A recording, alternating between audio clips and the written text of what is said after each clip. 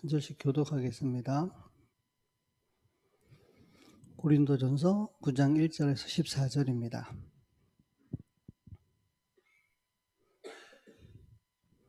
제가 한절 읽겠습니다. 내가 자유인이 아니냐 사도가 아니냐 예수 우리 주를 보지 못하였느냐 주 안에서 행한 나의 일이 너희가 아니냐.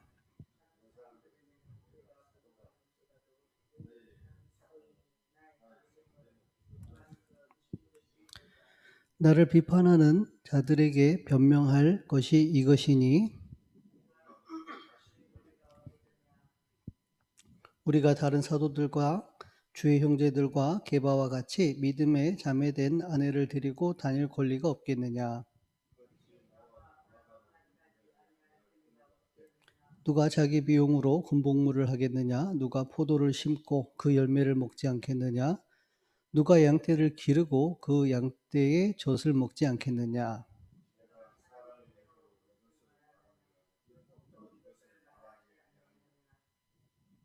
모세의 율법에 곡식을 밟아 떠는 소에게 망을 씌우지 말라 기록하였으니 하나님께서 어찌 소들을 위하여 염려하심이냐.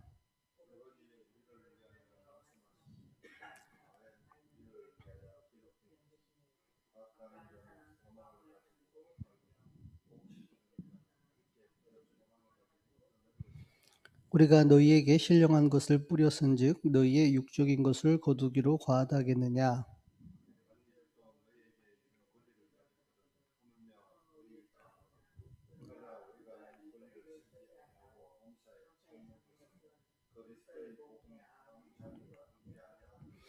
성전의 일을 하는 이들은 성전에서 나는 것을 먹으며 제단에서 섬기는 이들은 제단과 함께 나누는 것을 너희가 알지 못하느냐.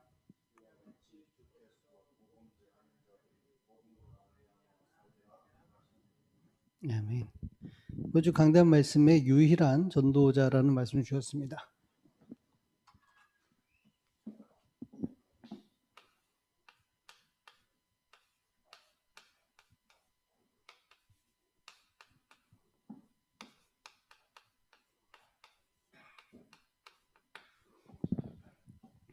지금 계속 고린도전서 말씀을 주고 계세요.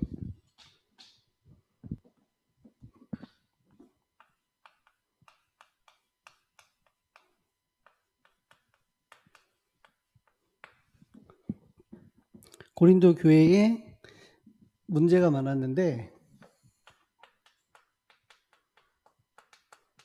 거기에 대한 답을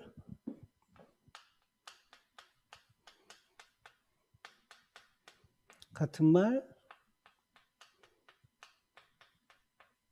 같은 마음,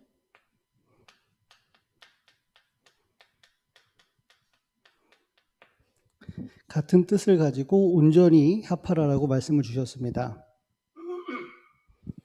어떤 문제가 있었냐면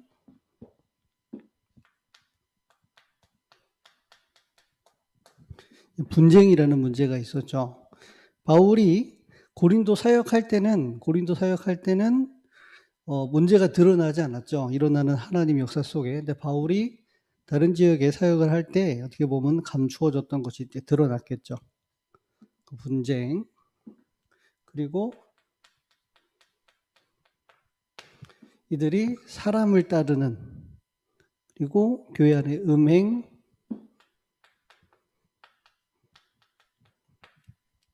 그리고 법정 분쟁,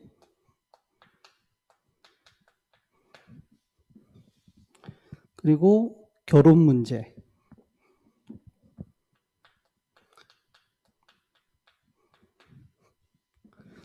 그리고 우상의 재물에 대한 이야기입니다. 먹어야 되냐 말아야 되냐. 그리고 이번 주는 바울의 사도권에 대한 분쟁입니다. 바울은 사도가 아니다. 사도의 자격이 없다. 그러니까 사단이 어떻게 하든지 복음을 막고 복음 전하는 교회를 무너뜨리고 전도자를 막기 위해서 교회 안에 이렇게 역사한 겁니다.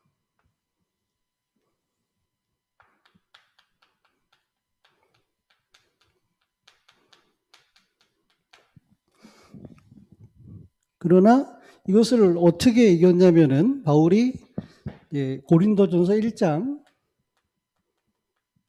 2장, 3장에 이미 결론을 내려요. 바울이 고백하기를 하나님이 나를 부르신 이유가 세례를 주거나 내 사람을 이렇게 나를 따른 사람을 만들려 하는 게 아니라 하나님이 나를 부르신 이유는 복음을 증거하기 위한 것이다.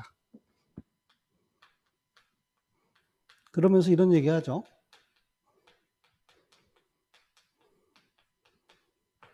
십자가의 도가 멸망을 받는 자들에게는 미련한 것이요 구원을 받은 우리에게는 하나님의 능력이 됨이니라. 구원받은 자에게는 십자가의 도, 복음이죠. 이 복음의 말씀이 하나님의 능력입니다. 그러나 구원받지 못한 자에게는 이것이 미련한 것으로 보여요. 그리고 2장에 이렇게 말해요. 내가 복음을 전할 때 지혜의 육신의 아름다운 말로 하지 아니하고 성령의 나타나심을 따라 복음을 증거한다. 이 성령은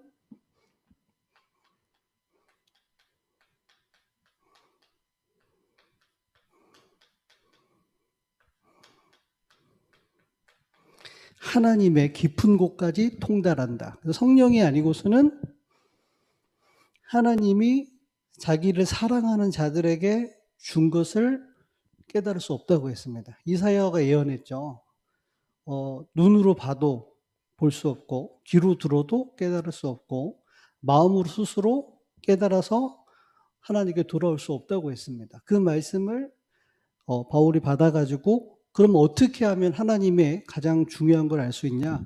사람의 사정도 사람의 영이 알듯이 하나님의 사정도 하나님의 영이 안다. 하나님의 영이 성령이란 말이에요. 이 성령께서 하나님의 깊은 곳까지 통달하시는데 이 성령께서 뭐를 알게 하시냐면 성령께서 복음을 알게 하십니다. 이 땅에 지혜자가 많고 선비가 많고 지혜로운 자가 많은데 그들이 정말로 알았더라면은 영광의 주를 예수님을 십자가에 못 박지 못했을 것이다. 그래서 성령이 아니고는 이 복음을 깨달을 수 없다라고 말합니다. 그러면서 무슨 얘기하죠? 영에 속한 자, 성령에 속한 자는 이것을 알아듣는다고 했어요. 육신에 속한 자는 이 말을 못 알아듣는다 했어요. 그러면서 너희 몸이 하나님의 성전이고 하나님의 성령이 너희 안에 거하시는 걸 알지 못하느냐. 어떻게 보면 가장 복음의 근본이죠. 이 복음의 근본을 놓친 결과가 이게 나오는 거예요. 분쟁. 복음으로 치유가 안 되니까 사람을 따르자. 아볼로, 바울, 베드로. 그 속에서 이제 세상의 영적인 문제가 교회 안까지 들어오는 겁니다. 그리고 교회 안의 문제를 법정 다툼까지 가는 거예요. 결혼을 해야 되냐 말아야 되냐. 그리고 우상의 제물을 먹어야 되냐 말아야 되냐. 심지어 이제 가장 중요한 공격이죠. 바울이 전한 복음만 공격하는 게 아니라 바울을 공격하는 거예요. 당신은 사도의 자격이 안 된다. 그러면 사도의 자격이 안 되는 바울이 전한 그 복음을 받은 교회를 사단은 근본적으로 흔들려고 하는 거예요. 이걸 어떻게 이기느냐 했을 때 가장 근본적인 건 복음입니다. 이 복음을 깨닫게 하시는 건 성령이에요. 근데 이 성령께서 어디 안에 거하시죠?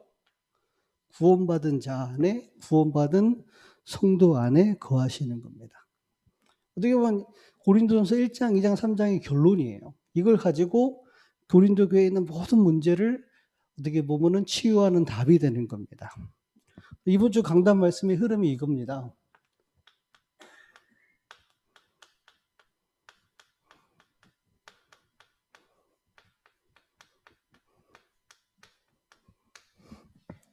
우리의 영적 상태가 성장해야 되죠. 그렇죠? 계속 우리가 신앙생활 하는데 영적 상태가 성장되고 자라나고 치유가 돼야 되는데 영적 상태가 정체되고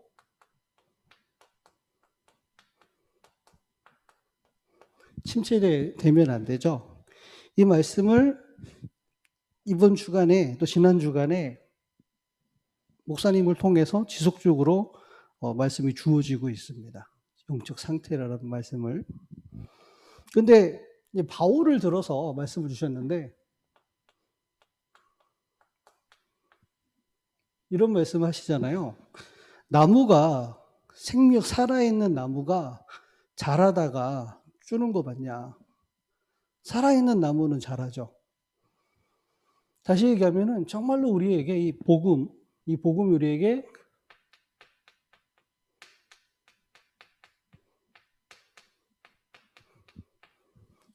생명으로 빛으로 부딪히면은 이 영적 상태는 성장되고 자라날 수밖에 없는 겁니다.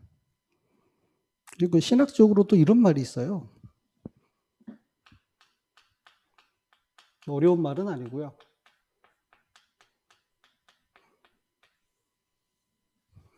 구원의 서정이라는 것이 있습니다. 그래서 영세전부터 하나님이 자신이 그리스도 안에서 예정하신 그 사람을 그리스도로 구원하시는데 그 구원하신 자를 가만히 두지 아니하시고 영적으로 성장시키고 어느 단계까지 가냐면은 하나님 마지막 부활의 날에는 영화롭게 만드는 그 일을 누가 하시냐면 그 안에 와 계신 성령께서 예수 그리스도께서 하시는 겁니다. 내가 나의 영적 상태를 바꿀 수 있습니까? 다시 얘기하면은 내가 나 스스로를 구원시킬 수 있습니까? 네가 네 스스로를 구원시킬 수 있겠어, 수미야? 그 불가능하단 말이에요. 그렇게 할 수 있다라는 게 종교입니다. 그런 게 할 수 있다는 게 이제 잘못된 어떻게 보면 신학의 바탕에 이제 그런 내용들입니다. 건설 구원, 네 구원을 네가 이루어가라. 불가능합니다. 여기에 대해서 칼빈이 정확하게 얘기했잖아요.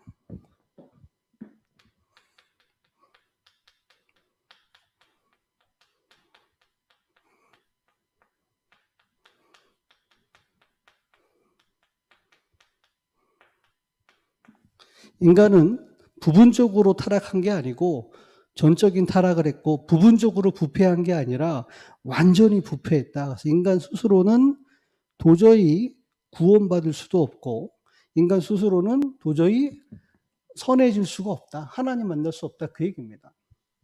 그래서 우리의 구원도 하나님의 은혜로 되어지고 그 구원의 여정 속에 우리의 영적 상태도 누가 바꾸시냐면은 하나님이 바꾸십니다.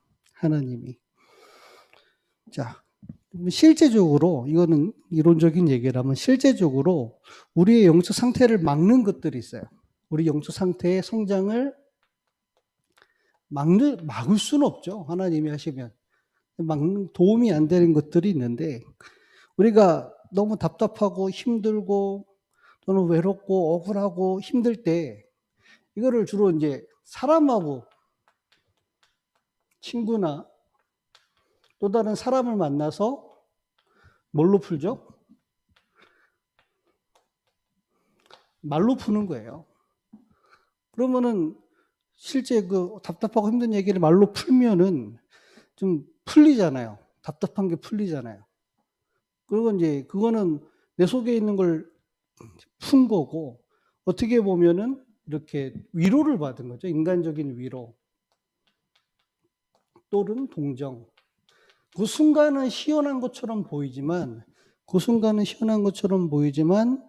영적인 상태는 치유도 안 되고 성장도 안 됩니다. 너무 답답하고 힘들면 또 여행 가잖아요. 이 답답한 현실을 떠나죠. 그러면 잠시 눈에 보이는 거, 현실적인 거, 어려운 걸 떠나니까 괜찮은 것처럼 보이지만 그게 치유되는 건 아닙니다. 다시 현실로 환경으로 돌아오면 자기 속에 있는 게 안 바뀌었고 근본이 안 바뀌었기 때문에 이게 치유가 아니에요. 그러면 또 영적 상태 속에 답답해지고 힘들어지면 또 여행 가야 돼요. 이거 많습니다. 여행 중독된 사람 많습니다. 여행 중독된 사람. 그리고 어떤 사람은 이런 걸로 해요. 먹는 거.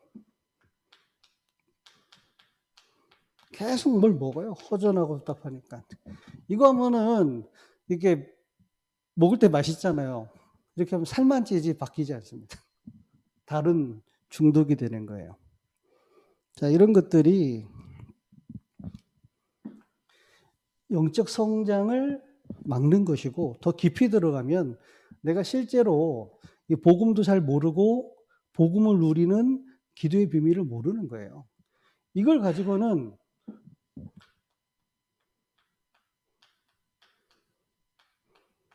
흑암이 안 무너집니다.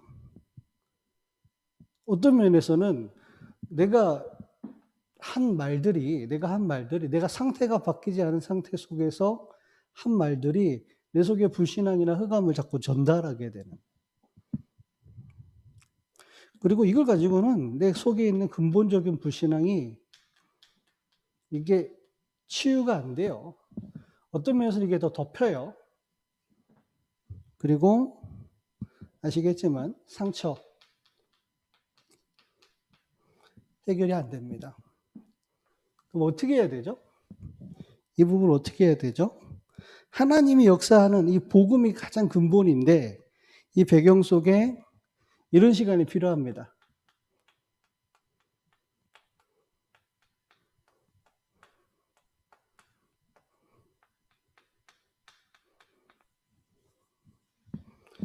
조용하고 고요하고 진실한 시간이 필요해요. 다시 얘기하면은 하나님을 만나는 시간이 필요해요. 그래서 이걸 돌아봐야 돼요. 내 속에 나도 모르게 깊이 와 있는 각인. 많이 있겠지만 다 얘기할 수가 없잖아요. 이제 포괄적으로 결론적으로 얘기해서는 뭐죠? 불신앙입니다. 내 속에 이런저런 핑계가 많지만 진짜 깊이 들어가면요. 하나님 안 믿는 거예요. 하나님의 절대 주권이 안 믿어지는 거예요. 그 불신앙. 이게 사단에게 잡혀 있는 겁니다. 그냥 우리가 이 메시지를 많이 들어서 안다고 생각하는데 이거는 제가 지식을 전달하는 게 아니고 실제 이렇게 해야 돼요. 우리가 뭔가 내 영적 상태가 정체되어 있고 침체되어 있고 한계가 온 것 같고 답답하고 힘들 때 이걸 진짜 바꿀 수 있는 거는 육에 속한 것이나 세상에 속한 것이나 사람에 속한 것으로는 근본적으로 치유가 불가합니다. 잠시 덮어놓고 잠시 묻어놓고 잠시 그냥 잊으려고 하고 잊혀지고 지나가는 것이지 해결은 안 돼요. 언젠간 다시 터지고요. 다시 터질 때는 더 힘들어집니다. 그것도 그대로 가는 거예요. 덮어놓고 평생을. 조용하고 고요한 시간인데 다시 얘기하면은 바울에게 하나님이 빛을 비추인 것처럼 우리의 내면에 우리의 영적 상태에 이 빛이 비추어져야 돼요. 어떤 빛이냐? 복음의 말씀에 빛이 비춰져야 돼요. 이런저런 얘기 많이 한단 말이에요. 뭐 사는 분쟁, 사람, 음행, 법정, 결혼, 재물, 바울의 서도권, 막 여러 가지를 가지고 막 어려운 얘기, 힘든 얘기, 골복잡한 얘기를 하는데 한마디로 얘기하면 뭐죠? 복음을 막고 교회를 무너뜨리려고 하는 사단의 역사예요. 뭐 하나가 안 된 거죠? 진짜 이 복음, 십자가의 도가 영혼 속까지 부딪히지 않는 겁니다. 이게 안 되어진 그 상태가 이렇게 드러나는 거예요. 말은 이래 안 하지. 하나님 안 믿는다고. 하나님의 절대 주권을 안 믿는다고. 말은 그래 안 하는데 깊이 가면 이 상태인 거예요. 왜 호구 많은 목사 중에 호구 많은 베드로도 있고 요한도 있고 야고보도 있고 수많은 사도들이 있는데 왜 하나님 우리 교회 목사는 저 핍박자였고 살인자였고 예수님과 3년 동안 동행하지 않았던 왜 저 바울이라는 사람을 우리 교회 목사로 하나님이 세우셨을까? 사람들이 저 사람은 사도의 자격이 없다라고 안 좋은 소문을 들을 수 있는 저런 자격 없어 보이고 문제를 걸면 문제가 될 만한 사람을 우리 교회 목사로 세우셨을까? 하나님의 절대 주권 속에 이 목사님을 우리 교회 목사님을 세워야만 하는 하나님의 계획이 뭐냐 물었을 때 이 불신앙이 아니죠. 유일한 교회, 유일한 전도자, 유일한 사역을 하라고 하나님 붙였구나. 그래 된단 말이에요. 근데 같은 상황을 불신앙의 눈으로 보니까 복음 불신앙인데 하나님을 안 믿는 그 불신앙은요. 하나님이 보낸 사람도 안 믿는 거예요. 고린도 교회가.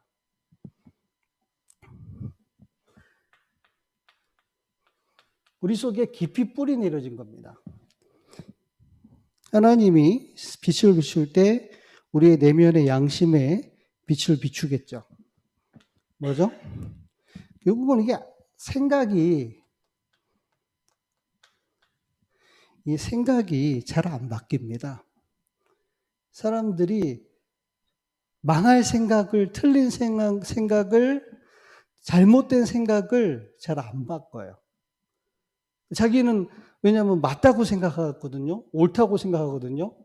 이런 것들을 문제시하는 사람들이 자기가 틀렸다고 했으면 문제시 여기지 않겠죠. 자기 생각이 맞고 교회에 이런 것들이 문제라고 여겨지기 때문에 문제라고 얘기한 겁니다. 그렇게 보는 생각이 있는 거예요. 생각이 안 바뀌는 겁니다. 내 속에 복음적인 것이 아닌 창세기 3장으로부터 가문의 배경으로부터 내 성장 배경으로부터 내가 내 속에 사단이 심어놓은 틀린 생각이 있어요. 이게 생각이 돼. 그게 잘 안 바뀌는 거예요. 이거를 왜냐하면 나도 옳다고 생각하고 어떨 땐 몰라요. 내 이 생각이 맞는지 틀린지. 하나님이 그걸 바꾸는 거예요. 그래서 문제나 사건이나 어떤 위기나 갈등은 내 생각이 잘못될 수도 있겠다라고 이게 균열을 일으키는 거죠. 나는 내가 맞다고 생각했는데 아니 계속 반복되는 문제와 주변 사람들의 말을 넘어서 하나님께서 왜 내게 이런 상황을 허락하셨는가? 이런 시간 속에 내 생각이 잘못됐을 수 있겠구나. 내 생각 속에 했던 말들과 행동들이 잘못될 수 있었겠구나. 이 생각이 굉장히 오래됐고 뿌리 내렸고 그 속에서 내가 살아와서 잘 몰랐을 수 있겠구나라는 생각이 변화가 일어납니다. 이런 시간이 실제 필요해요. 그럼 그것 따라 우리의 마음이죠. 마음이라고도 하고 좀 다른 차원에서 인격이라고도 하고 또 그게 그릇이 되기도 합니다. 그릇. 이게 이제 오랜 시간 동안 인격이 병들어 있는 거예요. 그 그릇이 이제 깨져 있는 거예요. 근데 이게 잘 인정이 안 되거든요. 인정이. 이것을 서서히 바꾸는 게 아니라 어떻게 보면은 이거는 내가 오랫동안 사단과 귀신에게 속아서 맞다고 여겼던 생각 속에 나도 모르게 그렇게 인격 또는 성격 또는 내 속에 어떤 마음의 상태가 내게 딱 굳어져 버린 거예요. 그리고 체질입니다. 이번 주에 같이 훈련을 갔다 오던 중에 이한 지사님이 그런 말씀 하시더라고요. 배 타고 바다를 나가면은 그 제일 중요한 사람이 선장이랍니다. 선장만큼 중요한 사람이 누구냐면은 항해사랍니다. 그러면은 이 항해사의 말은 거의 바닷가에서 살고 죽고 아니면 물고기를 잡고 못 잡고 절대적인 영향을 미친답니다. 그 속에서 자기도 모르게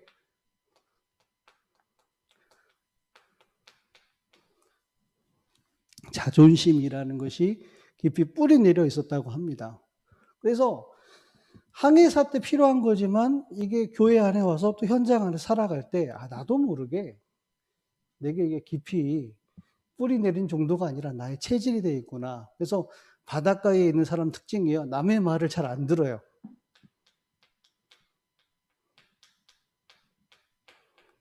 이 항해사가 남의 말 들으면 안 되거든요. 항해사가. 이 체질이 자기 속에 깊이 있는 거예요. 근데 지사님도 원래는 남의 말을 잘 못 듣는 그 이유가 자기 속에 옛날에 항해사 하면서 나도 모르게 이게 딱. 근데 간포에서 전도하면서 만난 한 사람들이 다 그래요. 희한하죠. 남의 말 안 들어. 다 자기가 맞아. 근데 그런 생각도 들어요. 간포에 바닷가를 가니까 거기 공부 잘한 사람, 좋은 학교 잘 나온 사람, 운동 잘하는 사람, 그거 중요하지 않더라고요. 바닷가는 뭐가 장땡이냐? 물고기 많이 잡는 사람. 그 사람이 잘났고 그 사람이 똑똑하고 그 사람이 힘 있는 사람이라.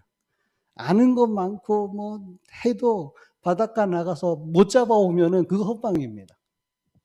그러니까 이런 흐름 속에 자기도 모르게 이런 각인뿌리 체질이 와 있을 수 있죠. 이걸 내가 아는 것도 있겠지만 아는 건 문제가 안 돼요. 알면서 안 되는 거는 메시지도 계속 듣고 기도도 하고 싸움을 하잖아요. 알면서 안 되는 것은. 그런데 모르는 게 있어요. 내가 모르는 게. 내가 모르는 건 어떻게 할 수가 없는 겁니다. 아는 거는 내가 알아서 당한다 하지만 모르고 당하는 거 진짜 답답하고 힘들거든요. 그래서 하나님은 이 시간을 통해서 문제와 사건과 위기와 갈등처럼 보이지만 하나님을 바라보면서 내게 빛이 비추어지는 이런 시간을 실제로 갖기를 원하십니다. 그러면은 그 사울을 예를 들어서 얘기할게요. 바울이죠.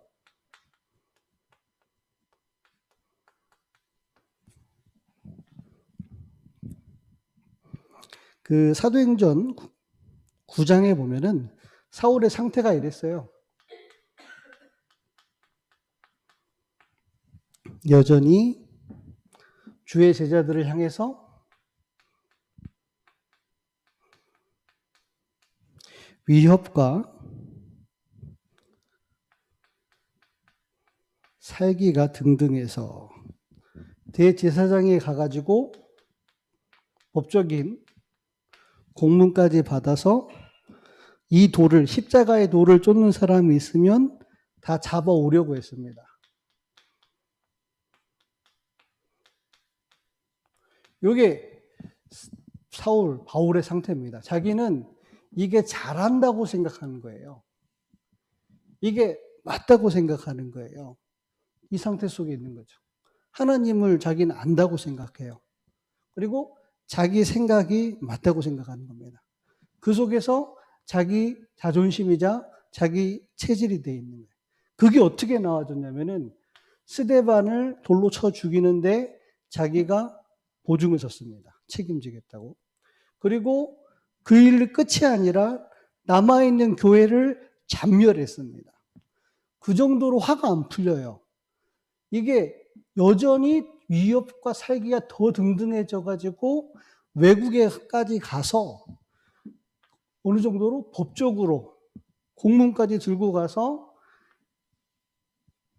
예수 믿는 사람을 잡아오려고 완전히 잡혀버린 겁니다.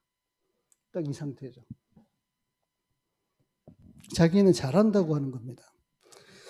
그런데 다메섹 도상에 가다가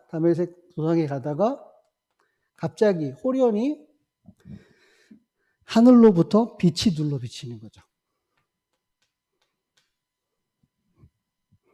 빛이 둘러 비치면서 소리가 있었습니다. 뭐라 말씀하시죠? 사울아 사울아 네가 어찌하여 나를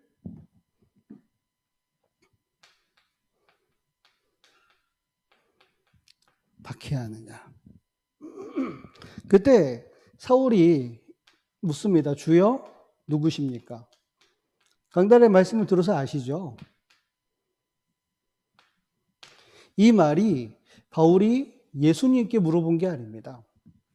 구약 성경에 보면 빛 가운데 또는 어떤 특별한 어떤 구름 가운데 능력 가운데 이게 말씀이 들리고 임재하는 것은 하나님, 여호와 하나님의 임재로 사울은 알고 있는 거예요.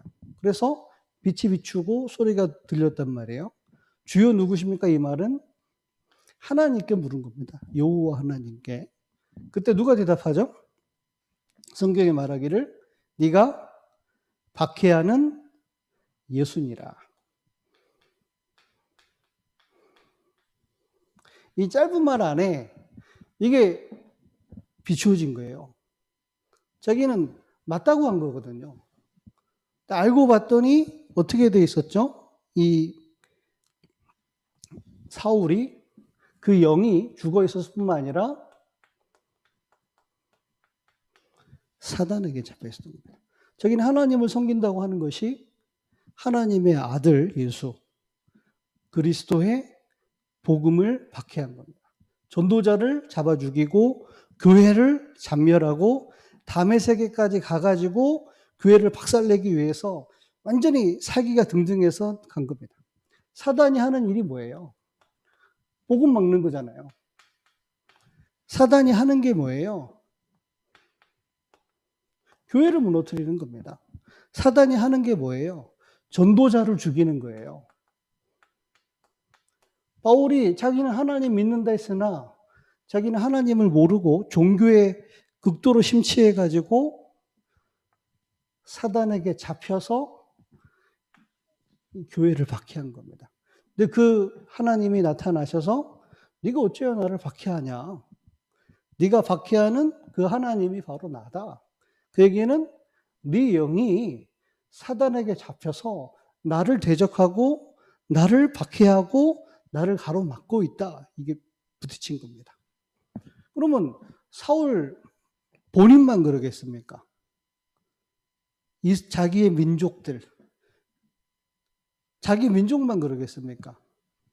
전 세계 하나님 떠난 모든 사람들. 저는 이 말씀을 들으면서 사울이라고 안 들었어요. 나라고 들은 겁니다. 내 영적 상태 가운데 정말로 빛이 안 비추어지면요. 내가 불신자, 마귀의 자녀는 아니지만 내 불신앙 속에 사단은 나를 속입니다.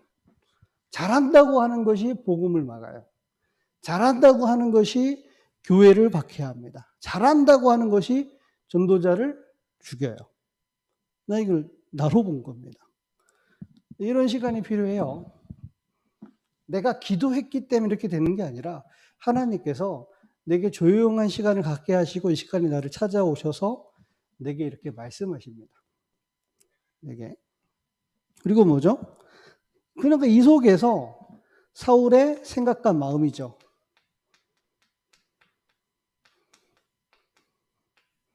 이 생각과 마음이 누구에게 잡혀 있어요? 귀신에게. 그래서 자기 생각이 맞다 생각합니다. 자기의 마음, 그 상태, 인격이 얼마나 위험합니까? 위협과 살기가 등등해서 법적인 공무를 잡아다가 죽이고 박해하고 잔멸하려고 하는 그 생각에 잡혀 있는데 그게 맞다고 여겼단 말이에요. 그런데 빛이 비추어지니까 이게 내 민족 가문 대대로 흐르는 귀신의 역사입니다.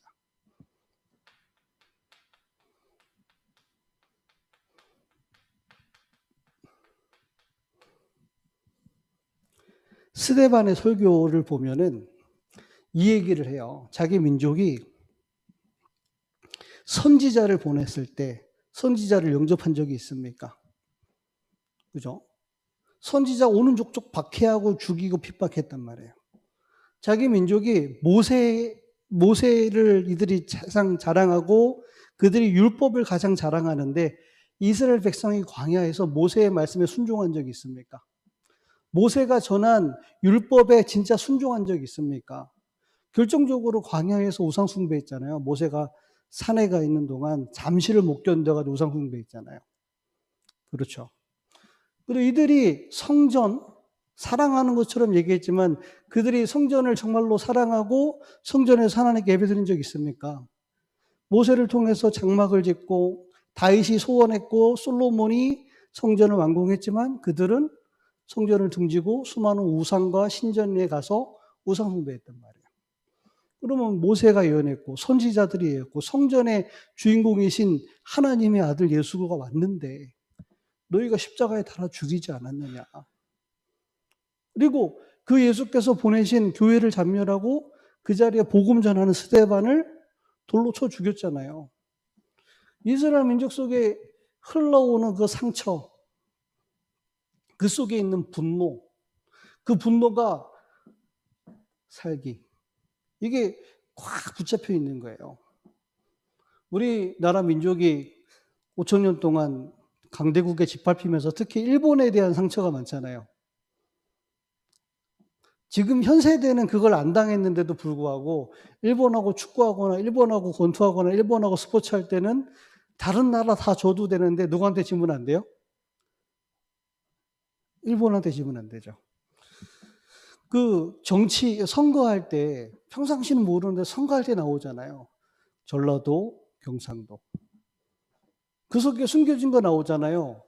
좌파냐, 우파냐. 그 뭐예요? 그걸 가지고 화합이 되고 정말로 국민을 생각하고 나라를 생각하고 세계를 생각한 적이 있냐? 단 한 번도 없습니다.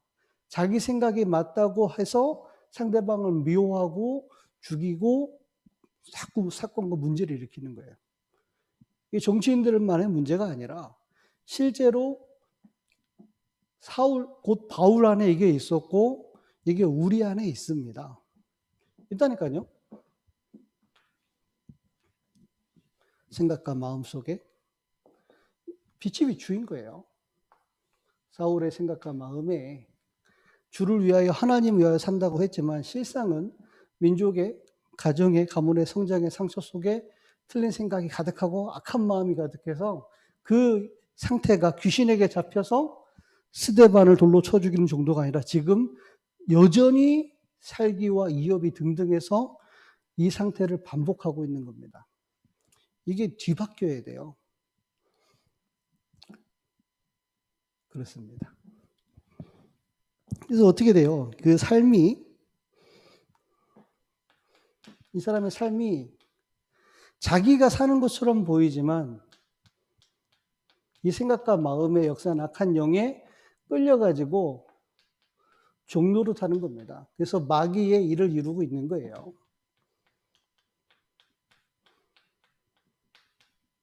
여기에 하나님이 사울에게 빛을 비추인 겁니다. 빛이. 사울이 얼마만큼 제대로 꼬꾸라졌냐. 이 빛이 얼마나 강하게, 눈이 멀 만큼 강한 햇빛 같은 그게 한 게 아니고 이 생명의 빛, 복음의 빛이 비추이니까 보인 거예요. 사단, 귀신, 그 속에 역사하는 악령. 내 영이 태어나기도 전부터 악한 영에 잡혀있는 상태. 내 생각과 마음이 이 상태 속에서 악한 귀신에 잡혀가지고 옳고 맞고 자기는 잘한다고 하지만 결국은 종교와 여러 가지 힘취되어 있는 것처럼 보이지만 결국 마음의 정욕에 악한 대로 잡혀있는 겁니다. 에베소서 2장 3절에 그러잖아요. 우리도 전에는 그 가운데 생하여 우리 육체의 마음의 정욕대로 행하여 다른 이들과 같이 본질상 진노의 자녀였더니 항상 하나님이 진노하는 것.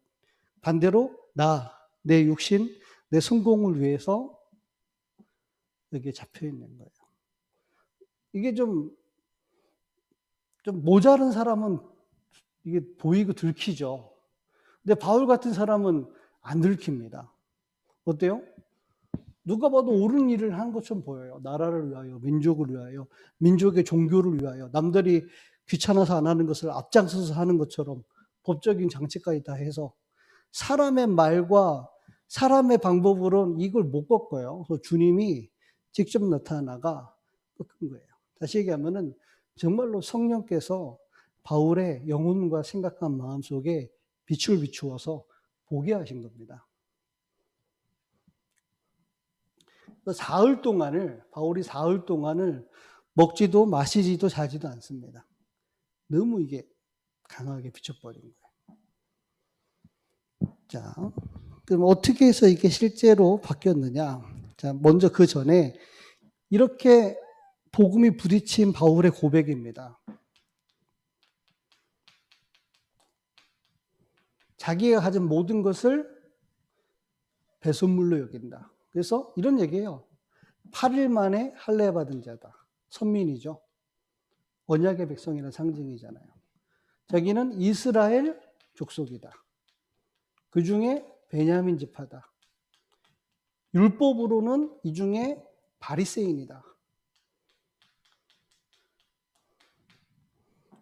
그 정도가 아니죠. 가말리엘의 수제자죠. 율법학자의 이런 모든 것들을 로마 시민권이다. 이 모든 것들을 배설물로 여긴다. 왜요? 이걸 가지고는 이게 해결이 안 됩니다.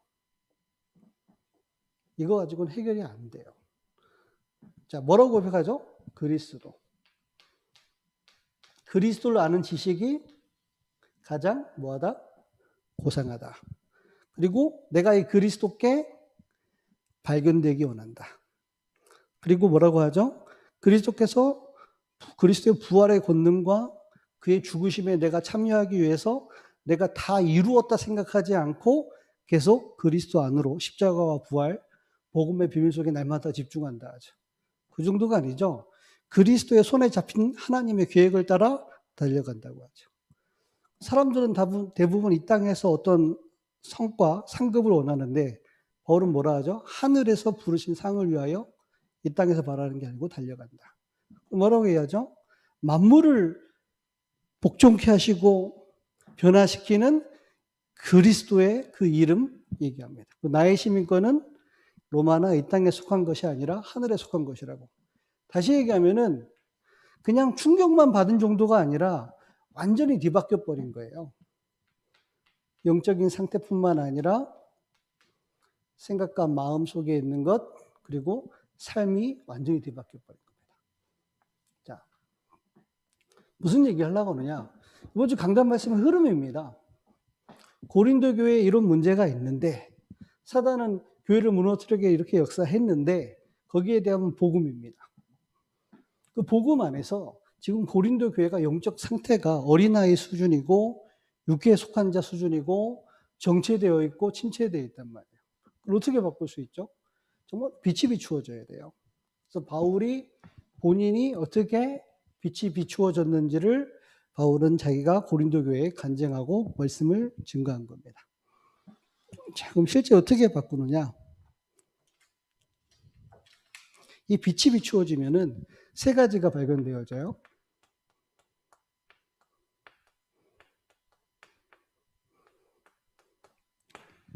유일한 복음.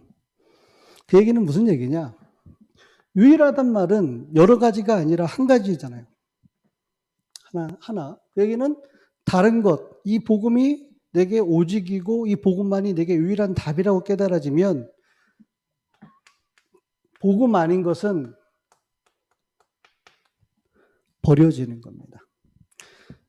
복음이 오직이라고 깨닫고 모든 것이라고 깨달아졌는데 내게 안 버려진다. 아직 유일한 복음이 아니에요. 복음으로 답이 안 내려진 겁니다. 이때부터 뭐가 되냐면은 유일한 기도.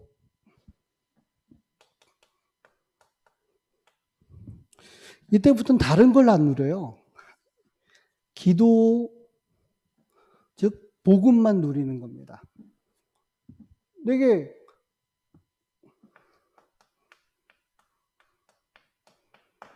복음이 유일하다면서 자기 생각과 마음에 자기의 빈 시간과 빈 상황 속에 다른 걸 누린다.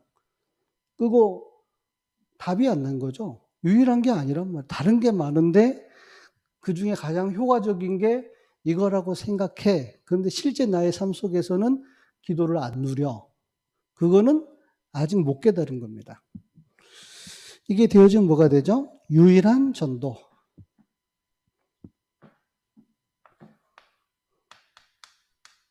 내게 참된 증거가 나오는 겁니다. 간단하게 얘기를 할게요. 예수님이 이렇게 말했어요.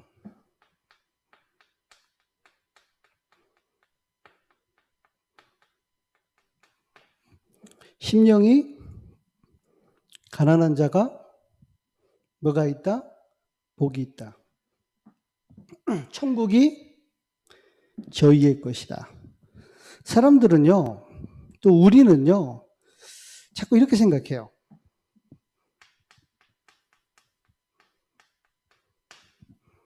직업 또는 뭐 여러 가지 뭐 실력, 그 속에서 어떤 성공 또는 경제 뭐 이런 거 있잖아요. 이게 잘 되고 이게 좋고 이게 안정되어 있으면 그게 복이라 생각합니다. 훈련 받으러 와라. 얘기했더니 하는 말이 그래요. 좀 직업이 안정되면 가겠습니다. 또는 좀 내 삶이 미래가 좀 준비해 놓고 보장이 되면 가겠습니다. 그래요. 근데 시급한 시간표에 훈련받으러 와라 했더니만 자기는 진짜 이 복음 속에서 훈련받는 게 복이라기보다는 다시 얘기하면 하나님의 나라가 내 생각, 내 마음, 내 영혼, 나의 삶의 현장에 임하는 게 복인데 그것보다는 이게 복이라고 생각하는 겁니다. 이 속에 머물러 있고 싶은 거예요. 그래서 예수님이 산상수훈에 말씀하신 겁니다. 육신적으로 볼 땐 로마의 속국이 되어 있고 영적으로 볼 땐 사단에게 속국이 되어 있는데 그 속에서 잘 먹고 잘 살고 좋은 직장과 좋은 직위와 좋은 위치 속에 성공하고 돈 버는 것이 과연 복이겠냐? 지금 뭐가 잘 되고 뭐가 있고 뭐가 인정받고 그게 복이겠냐? 정말로 하나님의 나라가 너의 것이 되고 네게 이루어지고 네 현장에 임하는 것이 복이 아니냐? 그 말입니다. 다시 얘기하면은 진짜 복음이 유일하다 하면은 이 복음이 내게 복음되는 것 속에 들어가야 되는데 그게 안 되는 거예요. 그리고 대부분 이 속에서 하는 기도가 육신적인 거죠. 종교적인 거란 말이에요. 기복적이고 그런 거예요. 그리고 뭐 이런저런 자잘한 수많은 기도들 또는 많은 행위들, 많은 것들을 합니다. 주님 뭐라 했어요? 먼저 그의 나라와 그의 의를 구하라. 다시 얘기하면은 이 복음으로 나의 각인, 뿌리, 체질 바뀌는 거. 이 복음으로 내가 진짜 영적 상태 바뀌는 거. 이것보다 더 중요하고 이걸 누리는 것보다 더 중요한 건 없다는 겁니다. 근데 기도도 이게 안 바뀌니까 육신적인 종교적인 기도를 할 수밖에 없습니다. 그리고 뭐죠? 삶에 대해서 얘기했어요. 참된 삶. 그게 뭐죠? 예배입니다. 이스라엘 백성이 예배가 안 돼요. 종교적인 율법적인 그런 예배지 예배가 안 돼요. 무슨 얘기 하십니까? 네가 하나님께 예배 드리기 전에 예물 드리기 전에 먼저 친구와 가서 화목하고 와서 예배 드려라. 왜요? 예배보다 친구와 화목하는 게 중요하기 때문에? 아니죠. 예배가 안 되기 때문에. 속에 화가 나고 짜증이 나고 상처가 가득하고 분노가 있는데 예배가 되겠습니까? 예배 놓치는. 그래서 무슨 얘기냐? 생각을 바꾸시는 겁니다. 그들이 버려야 될 것을 보게 하는 거예요. 이런 얘기 하셨습니다. 천국에 대한 비유. 자, 이 반대 것을 봐야 돼요. 하나님 나라 말고 사람의 나라를 봐야 돼요. 성공한 사람, 영웅이라든지 훌륭한 지도자라든지 그리고 그 영웅들이 있는 강대국, 대단한 사람들이 단 한 번이라도 나라를 살리고 민족을 살리고 전 세계를 살린 적이 있냔 말입니다. 훌륭한 지도자가 나오고 성공자가 나오고 정치인이 나오고 그 속에서 굉장한 강대국이 나왔다 칩시다. 그 강대국들이 나라를 살린 적이 있습니까? 세계를 살린 적이 있습니까? 없잖아요. 다 전쟁을 일으켰어요. 물리적인 전쟁을 일으키든 경제적인 전쟁을 일으키든 문화적인 전쟁을 일으키든 그래서 결국은 전 세계를 재앙으로 몰고 갔습니다. 그럼 하나님 나라는 어떻습니까? 씨 뿌리는 비유, 겨자씨 비유 또는 누룩 비유 등 많은 비유가 있죠. 공통점이 그래요. 별거 아닌 것처럼 보이죠. 아무것도 아닌 것처럼 보이죠. 그런데 이 복음의 말씀이 씨앗이라 할 때 그 씨앗이 옥토에 정말로 사람의 마음의 중심에 심겨지고 깨달아졌을 때는 영웅도 할 수 없고 강대국들도 할 수 없는 하나님의 나라의 일, 정말로 영혼을 살리고 세계를 살리는 일들이 실제 이루어지는 겁니다. 이게 아니면 이 시간에 예배 드리고 말씀 듣는 것이 무의미합니다. 안 그러면 뭘 예배 드립니까? 그죠? 세 번째 비유입니다. 무슨 말씀을 하셨냐면 잘못된 복음, 틀린 복음에 대한 말씀하셨어요. 잘 아시죠? 엘리야, 예레미야, 세례 요한, 선지자 중에 하나. 진짜 인간의 문제가 어떤 문제인지 모르기 때문에 하나님이 이 땅에 복음을 보내셨는데 왜 엘리야를 복음으로 보내지 않고 예레미야를 복음으로 보내지 않고 그리스도를 보내야만 합니까? 그리스도가 아니면 안 되는 인간의 문제가 어떤 문제입니까? 정말로 알면은 틀린 복음이 보입니다. 그런데 이게 내게 남아있는 거예요. 신비주의, 내게 박애주의, 내게 율법주의, 내게 종교주의 이런 게 남아있는 겁니다. 뭔가 막연하게 복음보다는 뭔가를 체험해야 된다 생각하는 겁니다. 뭘 체험해야 된다 생각해요. 복음보다는 뭔가 선행과 사랑, 인정, 애살 이게 나와요. 내게 남아있는 체질이 복음의 색깔입니다. 뭔가 모르게 정의 구현을 하려고 그래요. 옳고 틀리고 맞고. 뭔가 모르게 또 하나의 새로운 깨달음. 복음으로 충분하지 않고 뭔가 몰랐던 건 하나 더 깨닫고 뭐 더 깊이 들어가고 그래야 된다 생각하는 겁니다. 자, 또 뭐를 바꾸셨냐면은 마태복음 17장 1절에서 9절에 보면은 변화산에 베드로와 요한과 야고보를 데리고 가서 그들이 보는 과정 가운데 그 옷이 사람들이 세탁할 수 없을 만큼 하얗게 변화합니다. 그때 베드로가 이제 몽환 중에 자기가 이렇게 무의식 중에 하는 말이에요. 여기에서 초막 셋을 짓는데 하나는 주를 위하여, 하나는 엘리야를 위하여, 하나는 모세를 위하여. 뭐죠? 그 사람 속에 깊이 뿌리 내려진 전통과 사상과 신념입니다. 이스라엘 민족의 가장 위대한 인물이 있다면 모세예요. 그리고 그들 속에 가장 위대한 인물이 있다면 엘리야입니다. 이걸 뒤바꾸는 거예요. 그래서 구름이 덮고 하나님의 음성이 들리고 너무 두려워 떨다가 눈을 떠보니까 모세도 없고 엘리야도 없고 오직 예수만 남았더라. 이거 있어요. 특히 경주라는 지역이 좀 폐쇄적입니다. 경주가 좀 외부하고 좀 단절돼 있어요. 분위기나.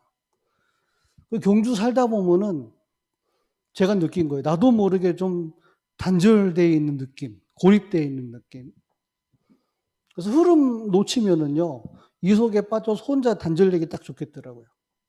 또 경주가 뭐가 있냐면요, 그러면서 얘가 옛날에 왕궁이 있었잖아요. 자존심 굉장히 강합니다.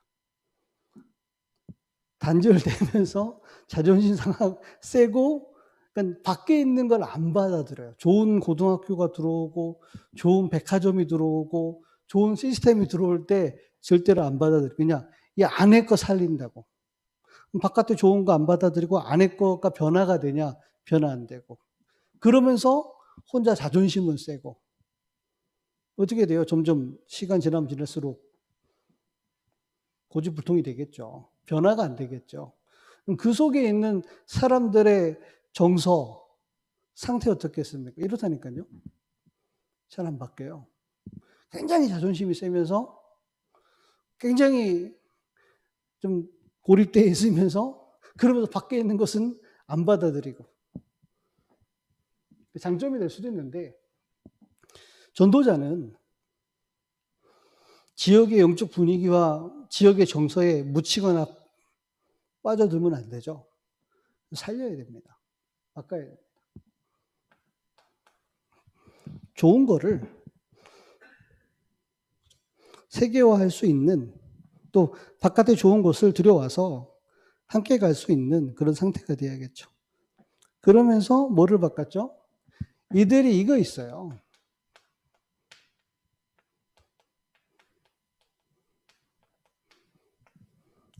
죽음에 대한 두려움.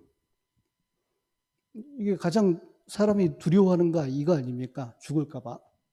예수님이 어떻게 했죠? 부활을 설명도 하셨지만 부활을 보여줬어요. 그러면 예수 믿는 사람만 부활하냐? 그게 아닙니다. 인간이 영원한 존재예요. 모든 사람이 부활을 하죠.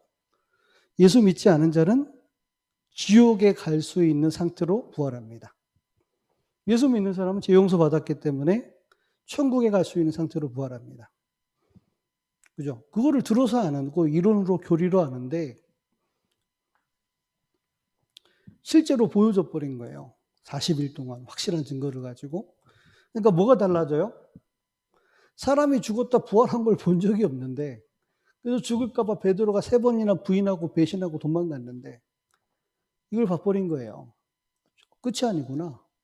죽는 게 끝이 아니구나. 이 복음이라는 것은 영원히 사는 것이고 영원한 생명의 부활로 존재로 부활하는 것이구나. 그러니까 이걸 넘어서는 겁니다. 죽음에 대한 두려움.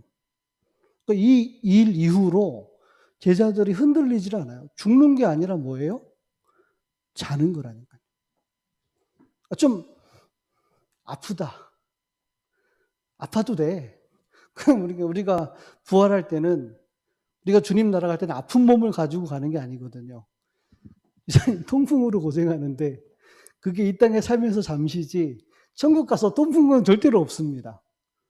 부활할 때는 예수님처럼 완전한 몸으로 부활하기 때문에 괜찮은 거예요. 그래서 유 목사님 이번 메시지 그러잖아요. 크로스비가 어렸을 때 눈이 멀어가지고 어렸을 때부터 할머니, 어머니가 이 말씀, 성경을 계속 읽어주고 눈이 안 보이니까 계속 말씀을 묵상하고 그랬잖아요. 그러다가 이 복음이 완전히 각인뿔이 체질되니까 크로스비의 고백이 그래요. 눈 안 떠도 된다. 왜냐하면 천국 갈 때, 부활할 때는 눈먼 상태로 가는 게 아니잖아요. 내가 눈을 떴을 때 누구를 보기를 원한다? 주님을 보기를 원한다. 그럼 이 땅에 가는 동안 눈이 멀었는데 크로스비의 찬양이 다 길을 가는, 나의 갈 길 다 가도록 길을 가는 찬양을 한 겁니다. 안 보이는데. 그러니까 다시 얘기하면은 우리가 근심하고 우리가 집착하고 우리가 뭔가를 두려워하고 우리가 뭔가를 바라고 우리가 뭔가 애를 쓰고 뭔가 살아남으려 하고 뭔가를 이루려 하고 이런 많잖아요. 그런 것들. 복음이면 충분하고 완전이고 복음 하나에 모든 게 다 있다고 결론을 내야 되는데 그걸로 안 내지는 상태가, 그래서 복음이 안 믿어져서 불안하고 두렵고 답답한 마음에 놓지 못하고 붙들고 있는 것도 되게 많거든요. 그게 뭐 돈이고 직업이고 사람일 수 있단 말이에요. 그게 뭐냐면은 천국이 아니라 이 땅의 영혼과 강대국 성공일 수 있단 말이에요. 그게 뭐냐면은 예수가 그리스도라는 복음 밋밋해. 했던 말 또 하는 것 같고 했던 말 또 하는 것 같고. 뭐죠? 복음 그러면 능력으로 병 고쳐불고 뭔가 막 체험이 되고 그래요. 복음 그러면 희생적이고 헌신적인 사랑을 해야 되고, 복음 그러면 잘못된 걸 딱 지적해서 까디벼 불어가지고 막 정의를 구현하고, 복음 그러면 일반 교회에서 안 가르쳐주는 신비하고 오묘한 깨달음을 줘야 되고, 그냥 복음으로 밋밋해. 그러니까 다른 걸 요구하는 거예요. 다락방 해도 안 되네. 그러니까 다락방에서 다른 훈련하고 그런답니다. 인터컵인가 뭔가 뭐. 그러니까 그 정도가 아니라 민족 속에, 자기 정서 속에 깊이 뿌리 내리는 이게 있다니까요. 모세와 엘리야. 오직 예수가 아니라 불안함과 두려움 속에. 그래서 불안의 마지막이 뭐예요? 죽음이잖아요. 이 모든 게 안 죽으려고 붙잡는 거 아닙니까? 복음은 뭐죠? 영원한 생명입니다. 과거, 현재, 미래, 영세 전, 영원 후까지 해결한 게 복음입니다. 이 정도까지 결론을 내려주고 그걸 보고 제자들이 완전히 확신하고, 정말 복음 깨닫고 나니까 내가 쓸데없는 걸 너무 붙잡고 막 안달복달하고 살았구나 깨달아지는 거예요. 옛날에 변상태 목사님을 저희 그 외할머니 장례식에 불러서 예배를 드려달라고 외갓집에 복음전으로 모셨더니만, 우리 삼촌 완전 종교인들이거든요. 합동 측 그 복음전할 때만 목사님 같지 않은 그 목소리, 울릉도 사토리 목사님 같지 않은 그 강한 뭐라고 하는 거, 예수 적당히 믿는 귀신은 결합받을지어다 이러는 거예요. 삼촌들이 깜짝 놀래가지고 다 나를 쳐다보는데 못 본 척하고 다 나를 쳐다보고. 그러면서 무슨 말을 하냐면은 지금 할머니가 천국 가셔가지고 내가 쓸데없는 거 걱정하고 쓸데없는 거 자녀들 두고 기도하고 쓸데없는 거 갖고 너무 애를 쓰고 그랬다는 걸 깨달을 거라고. 천국 가서 주님 뵙고 모든 걸 보고 하나님의 과거 현재 절대 주권 속에 완벽한 계획을 보고 나니까 내가 쓸데없는 걱정을 했구나라고 할 거라고 설교를 하셨어요. 나 그 되게 아직도 기억에 남아. 그렇지. 우리가 한 번은 다 천국 안 갑니까? 천국 갔을 때 깨달을 겁니다. 쓸데없는 짓 많이 했구나. 오직 복음은 끝나고 복음만 누리기에도 부족할 텐데 쓸데없는 짓 참 많이 했구나 깨달을 겁니다. 그죠? 그래서 예수님께서 복음이 뭔지를 다시 얘기하면 이 복음이 유일한 복음이기 때문에 내가 뭔가 안 믿어지고 불안하고 두려워서 놓지 못하고 했던 것들을 버리게 한 거예요. 3년 동안 제자들과 동행하고 현장을 다니시면서 놓지 못했던 것을 보게 하시고 깨닫게 하시고 버리게 하시고 이게 잘 안 되거든. 그래서 뭐를 누리게 하셨죠? 결론이죠. 간단하게. 그래서 진짜 복음의 결론은 이겁니다. 복음으로 끝. 더 이상의 답도 없습니다. 더 이상 깨달을 것도 없습니다. 뭐죠? 요한복음 19장 30절에 내가 다 뭐 했다? 이루었느니라. 이걸로 끝. 완성. 피니시. 이걸 정말로 이게 됐다는 얘기는 이게 보여진 거예요. 쓸데없는 걱정, 집착, 열심, 종교 이거 필요 없는 거였는데 주님이 다 완성하셨는데 여기서 시작을 해야 되는 겁니다. 자 보세요. 구원받지 못한 자의 상태는 마귀의 권세 아래에 있는 사망과 죄의 법에 있는 그래서 살아가는 동안 저주와 자 계속 올 수밖에 없는 영혼도 정신도 육신도 멸망의 상태 속에 있는 겁니다. 근데 구원을 받았다는 얘기는 그리스도께서 그걸 다 끝내고 하나님의 축복의 계획 속에 축복의 여정 속에 서정 속에 불러서 옮겨놓은 겁니다.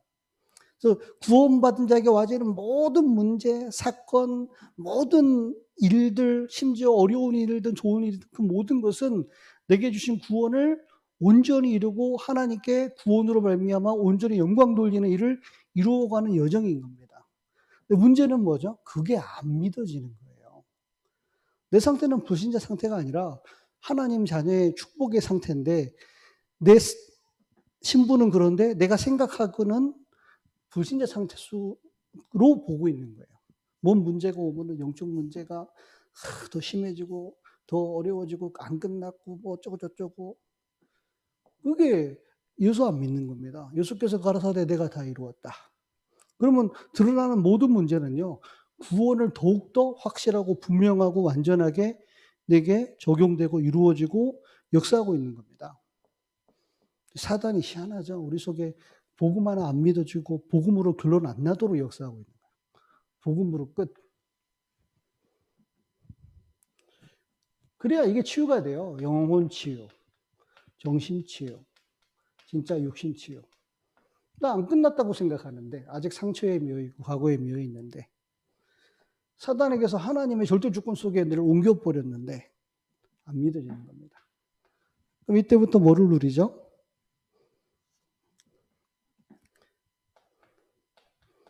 하나님 나라의 일을 누리는 겁니다. 하나님은 지금도 하나님의 나라의 일을 이루고 계세요. 영세전부터 계획하셨던 것을 하나님은 창세기로부터 요한계시록까지 이루어 가시는 과정 속에 우리를 통해서 이루실 일이 있는 겁니다. 우리. 그래서 그 흐름을 창세기 3장 15절 그 흐름을 초대교회, 그 흐름을 안디옥 교회, 그 흐름을 교회사 속에 한국 교회사 속에 다락방 속에 초대교회 속에, 경주교회 속에 오늘 우리를 통해서 이루실 흐름이 있고 흐름 속에 미션이 있는 겁니다.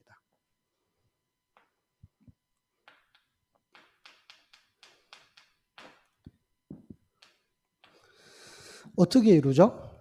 이렇게 얘기하셨어요. 사도행전 1장 12절 14절. 마가의 다락방에 이 모든 결론을 얻은 자들이 다 같이 한 마음으로 한 뜻으로 모였습니다.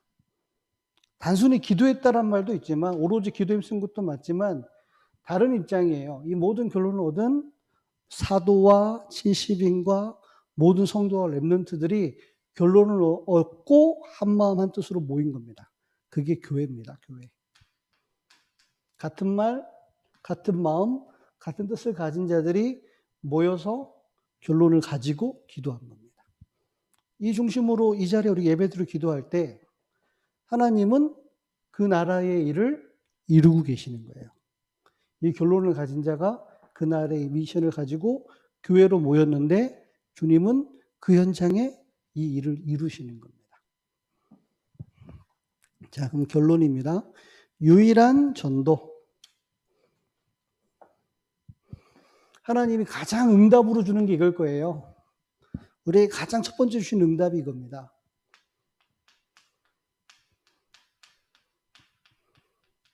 영적 상태에 치우고 성장입니다.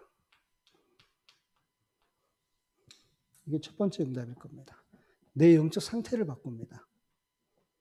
어떤 상태요? 하나님이, 성삼위 하나님이 나와 함께하는 것을 누릴 수 있는 상태로 바뀌어요. 한 가지 주의할 게 뭐냐면 히브리서 4장 16절 보면 이런 말씀이 있어요. 우리가 어저께 큰 은혜를 받았다 할지라도 오늘 하나님이 주실 은혜가 또 예비되어 있어요. 오늘 우리가 큰 은혜를 받았다 할지라도 내일 하나님은 또 주실 은혜와 응답과 현장이 있단 말이에요.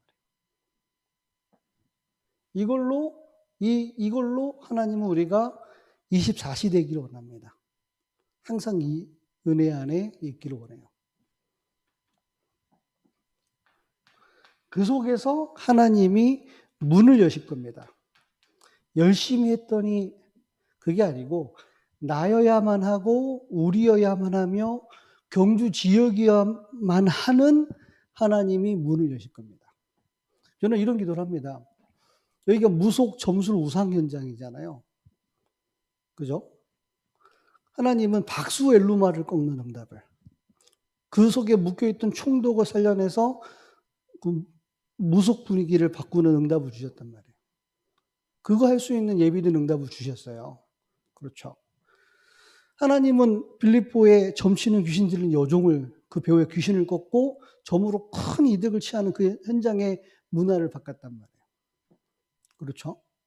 우상에 빠져있는, 아데미 신전에 빠져있는 그 현장에 하나님은 우상 문화 바꾸는 응답과 증거를 주셨단 말이에요.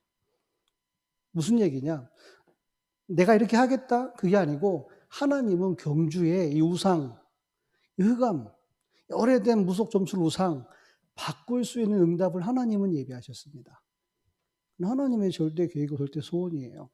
그래서 하나님은 많은 사람이 부흥되는 게 중요한 게 아니라, 많은 역사가 일어나는 게 중요한 게 아니라 꼭 경주에 이루셔야 하는 하나님의 나라의 일에 예비된 현장과 사람과 응답이 있다는 거예요. 그거를 하나님은 문을 열어주시는 겁니다. 하나님이 하시는. 자, 그러면은 어떤 응답이 오죠? 이 속에서 증인이 되는 겁니다. 어떤 증인이요? 예수가 그리스도가 맞구나. 물론 그 전에도 예수 그리스도를 증거했죠. 우리 인생의 최고 축복이 뭡니까? 예수가 그리스도임의 증인으로 쓰는 겁니다. 평생 살았는데 내 장례식 때 사람들이 나를 지켜보면서 예수가 그리스도라는 증거가 안 보여. 불신자 상태로 살다가 죽은 것 같아. 그래도 하나님의 은혜로 천국은 갔구나. 그게 성공한 인생이 아니잖아요. 여러분과 여러분들의 만남과 가정과 업과 현장 속에 이 사람 보니 하나님 살아계신 게 맞고 이 사람 보니 예수가 그리스도가 맞구나. 그렇게 보여줘야죠. 다시 얘기하면 여러분에게 세계복음화, 경주만이 아니라 여러분 현장과 지역에 와진 그 증거가 전 세계에 예수가 그리스도라는 증거를 말하는 증인되어지는 역사로 전달되는 겁니다. 그래서 그래요. 제일 중요한 키가 이겁니다. 영적인 상태. 하나님은 우리의 모든 걸 다 들어가지고 한 가지를 바꾸려고 하는 거예요. 우리의 영적인 상태를. 어떻게 바꾸느냐. 바울에게 빛을 비추어서 이렇게 역사하신 겁니다. 그럼 이렇게 돼요. 버릴 것. 참 복음 안 믿고 그러니까 붙들고 있는 게 많아요. 특히 자존심. 그러면은 결론 내고 나면은 진짜 누릴 걸 못 누리고 있어요. 내 속에 하나님 주신 걸 누리고 있어야 되는데 못 누리고 있어요. 그럼 당연히 버릴 거 버리고 하나님 주신 거 누리고 있으면 하나님이 주시는 응답이 옵니다. 가장 큰 응답입니다. 하나님의 나라가 내 심령 속에, 하나님의 나라가 내 현장 속에, 하나님의 나라가 교회 속에, 하나님의 나라가 경주 지역 속에 이 축복의 증인되기를 주의 이름으로 축복합니다. 한번 합심으로 기도하겠습니다. 하나님, 유일한 전도자 되어질 수 있도록 우리 영적 상태 바꿔주시고 이 복음, 유일한 복음, 유일한 기도, 유일한 전도를 누리시도록 축복하여 주옵소서. 한번 기도하시고 우리 황부태 권사님 기도해 주시고 마치겠습니다. 살아계신 하나님 감사합니다.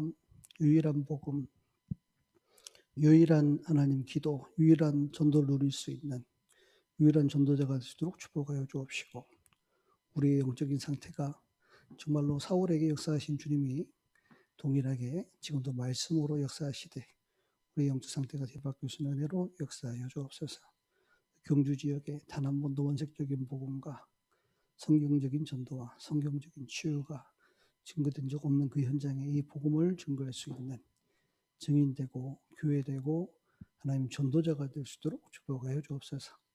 예수님의 이름으로 기도드렸습니다.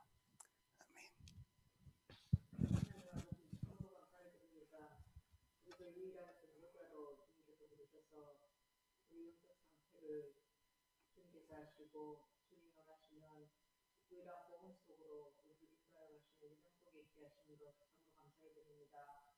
우리의 영적 상태가 오직 그리스도로 충분하시면 우리의 영적 상태로 주님께서 인도하여 주셔서 우리가 가지고 있는 유일한 복음 그것을 실제적으로 누릴 수 있는 필요할 수 있는 우리의 생각과 마음이 아버지는 뿌리내릴 수 있도록 주님께서 축복하여 주시고 아버지 하나님 우리가 가진 이 복음이 우리가 있는 현장 아버지 하나님 그곳에 실질적으로 전도되는 증인의 삶을 아버지 하나님 살아갈 수 있도록 주님께서 축복하시고 성령으로 역사하여 주옵소서. 그 말씀의 인도를 아버지 하나님 우리가 받아갈 수 있도록 주께서 우리의 영적 상태를 날마다 하나님과 소통할 수 있는 우리의 영적 상태가 될 수 있도록 주님께서 성령으로 역사하여 주옵소서. 감사드리며 예수 그리스도 이름으로 기도드립니다. 감사합니다.